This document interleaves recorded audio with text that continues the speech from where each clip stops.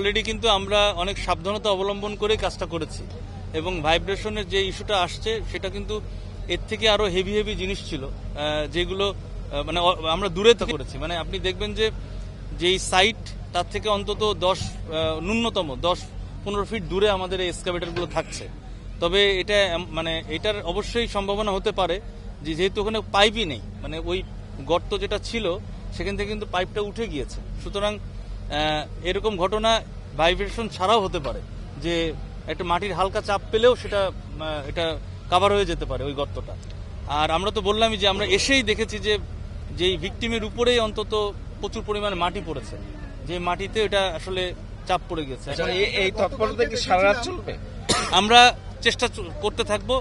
যদি মানে আমরা একের পর এক দেখি, 10 ফিট আগে যেয়ে দেখবো, তারপরে আবার 10 ফিট দেখবো, চেষ্টা করতে করতে যদি আমরা সর্বোচ্চ চেষ্টা করি, তারপরেও যদি ফার্দার পরবর্তী অপারেশন নির্ভর করবে, আমরা স্থানীয় প্রশাসন এবং গণ্যমান্য ব্যক্তি আপনাদের সাথে সবার সাথে বসে আমরা আমাদের বড় বড় রেস্কিউরদের সাথে একসাথে আলোচনা করে ফার্দার অপারেশন তখন প্ল্যান করব। তবে আমরা এখনই হাল ছাড়ছি না, আমরা চেষ্টা করব ভিকটিম উদ্ধার করার জন্য সর্বোচ্চ।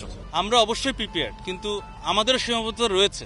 যেমন আমাদের যেই জনবল এবং আমাদের যেসব ইকুইপমেন্ট রয়েছে, সেই ইকুইপমেন্টগুলো কিন্তু আপনার বুঝতে হবে যে আমাদের ফায়ার সার্ভিসের সক্ষমতার সাথে সামঞ্জস্যপূর্ণ ওইটাই রয়েছে। ফায়ার সার্ভিস সক্ষমতাটা কি?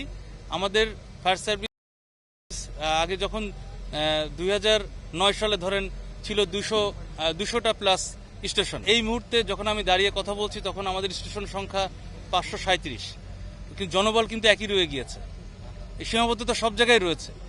তবে আমি সীমাবদ্ধতা শুধুমাত্র আমার সীমাবদ্ধতা থাকতে পারে, আমাদের অন্য সংস্থারও সীমাবদ্ধতা থাকতে পারে, কিন্তু সকল সংস্থা যখন আমরা একসাথে কাজ করি, একই আমব্রেলায় কাজ করি, তখন কিন্তু সীমাবদ্ধতাগুলো অনেকটাই আপনার চলে যায়। বাংলাদেশে যখন ভূমিকম্প হবে তখন নিশ্চয়ই একটা সংস্থা কাজ করবে না, এখানে আপনার সকল সংস্থা কাজ করবে এবং সকল সংস্থা যখন একটা নির্ধারিত একটা আমব্রেলার আন্ডারে মানে একটা জায়গায় আমরা আসব, একসাথে আমরা যখন কাজ করব, তখন কিন্তু আমরা অনেকটাই সক্ষম। এবং এটার জন্য আমাদের মানে বিভিন্ন প্রিপারেশন চলছে। এই ভূমিকম্পের হওয়ার পরপরই আমাদের বিভিন্ন জায়গায় বিভিন্ন আলোচনা হয়েছে এবং সকল সংস্থা একসাথে মিলে আমরা মিনিস্ট্রিতে আমরা বিভিন্ন আলোচনা করছি কিভাবে এই আগামী দিনের সমস্যাগুলো উত্তরানো যায়। সুতরাং আমরা ব্যবস্থা করছি। আর প্রথম প্রশ্নটা ছিল যে বাচ্চাটার কি অবস্থা, এটা আসলে আপনারা বুঝতে পারছেন যে এত গভীরে ছোট্ট, মানে এটা তো 8 ইঞ্চি এখন হয়ে গিয়েছে 6 ইঞ্চি, তো এরকম 8 থেকে 6 ইঞ্চির একটা সুড়ঙ্গতে অনেক নিচে কতটুকু অক্সিজেন থাকে এটা আপনারা বুঝতে পারছেন। যদিও আমরা মানে ইজেক্টরের মাধ্যমে আমরা মানে ভেন্টিলেশন দিয়ে আমরা অক্সিজেন পৌঁছানোর ব্যবস্থা করেছি, বাট এটা কতটুকুই বা হতে পারে, এটা একটা ইস্যু। তো এটাতে মানে সম্ভাবনা খুবই ক্ষীণ।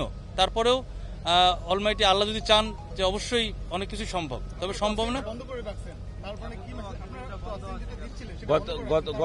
না এটা তো যখন আমরা দেখেছি যে আমাদের এই সার্চ ভিশন ক্যামেরা যখন গিয়েছে, আমরা যখন আসার পরে সার্চ ভিশন ক্যামেরা যখন আসার পরে যখন দেখা হলো যে উপরে আপনার মাটি পড়ে গেছে, যেটা তখনই স্থানীয় যারা ছিলেন তারাই বললেন যে আপনারা আসার আগে আবার আমাদের স্থানীয় যারা আছেন তারা আবার চেষ্টা করেছেন। স্বাভাবিক, এটা একটা ইমোশনাল ইস্যু, চেষ্টাটা করবে এটাই স্বাভাবিক।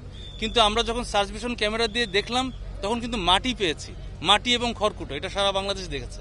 সুতরাং এখন আশাটা কতটুকু এটা আপনিও বুঝতে পারছেন, আমি বুঝতে পারছি। তবে আমরা সর্বোচ্চ চেষ্টা করব, আমরা ভিকটিম উদ্ধারের জন্য চেষ্টা করব। এটা অ্যালাইভ হোক আর ডেড হোক, এটা আমাদের ইস্যু না। আমাদের ইস্যু হচ্ছে আমরা ভিকটিম উদ্ধার করব।